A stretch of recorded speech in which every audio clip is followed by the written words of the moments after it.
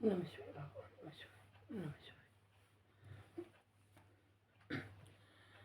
शिवलिंग की स्थापना, उसके लक्षण और पूजन की विधि का वर्णन तथा शिव पद की प्राप्ति कराने वाले सत्कर्मों का विवेचन। ऋषियों ने पूछा, सूत जी, शिवलिंग की स्थापना कैसे करनी चाहिए, उसका लक्षण क्या है तथा उसकी पूजा कैसे करनी चाहिए, किस देश काल में करनी चाहिए और किस द्रव्य के द्वारा उसका निर्माण होना चाहिए। सूत जी ने कहा, महर्षियों, मैं तुम लोगों के लिए इस विषय का वर्णन करता हूँ, ध्यान देकर सुनो और समझो।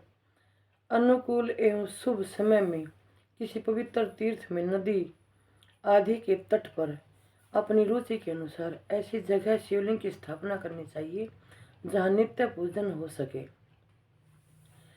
पार्थिव द्रव्य से, जल में द्रव्य से अथवा तेजस पदार्थ से अपनी रुचि के अनुसार कल्पोक्त लक्षणों से युक्त शिवलिंग का निर्माण करके उसकी पूजा करने से उपासक को उस पूजन का पूरा फल मिलता है, यानी पूरा फल प्राप्त होता है।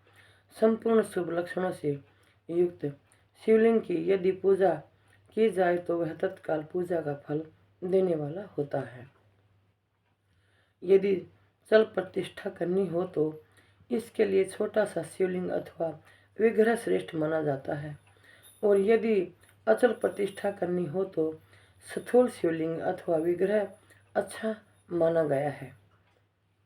उत्तम लक्षणों से युक्त शिवलिंग की पीठ सहित स्थापना करनी चाहिए।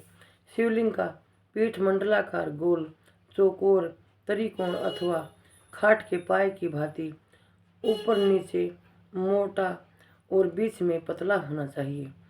ऐसा लिंग पीठ महान फल देने वाला होता है। पहले मिट्टी से, प्रस्तर आदि से अथवा लोहे आदि से शिवलिंग का निर्माण करना चाहिए।